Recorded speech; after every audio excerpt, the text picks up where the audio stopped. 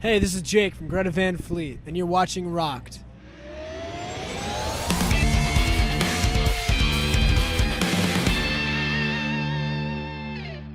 You guys just destroyed it on day 3 of Welcome to Rockville.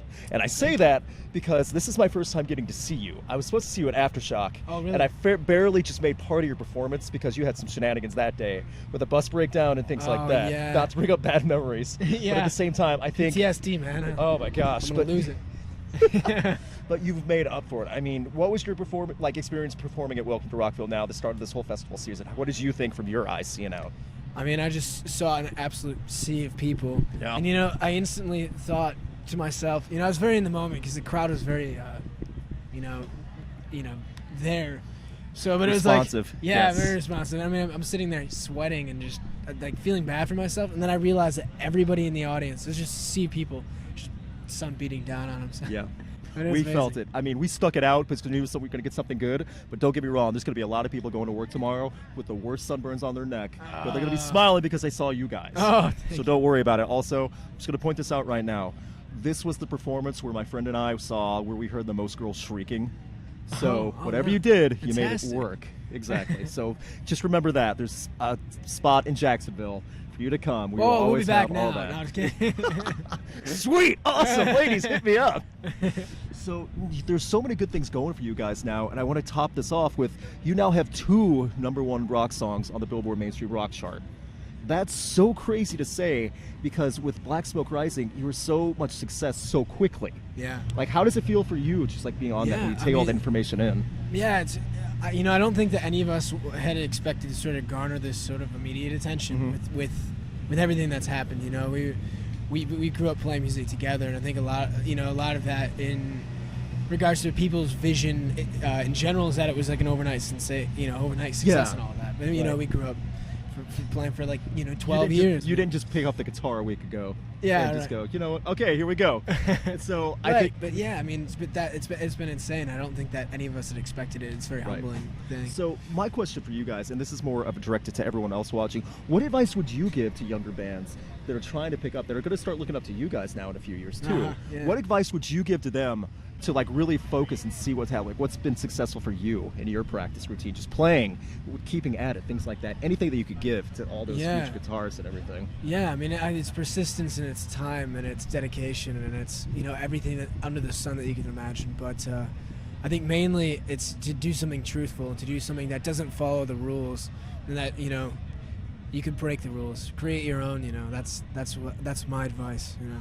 That is really good advice for actually working with instruments too. You hear so many times you have to play your opening scales and you have to do this song that way. That's how I was taught. Yeah.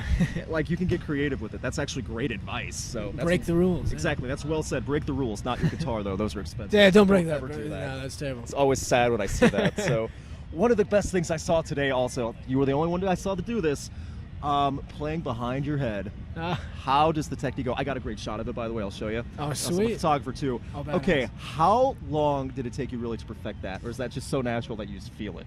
It's very, it's kind of a natural thing. I mean, Really? essentially. I'm jealous of your talent. That's why I'm upset. Okay.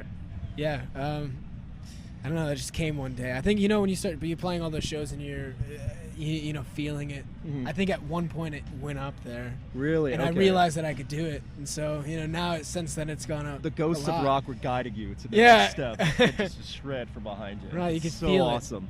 So there's so many good things. I know you have a lot of other people to talk to also. Black Smoke Rising is still available. You're on tour Absolutely. doing your summer stuff. You're headlining tour. Yeah. I'm hoping to see you guys in St. Louis too. That's where I'm based right now. So there's so many good things.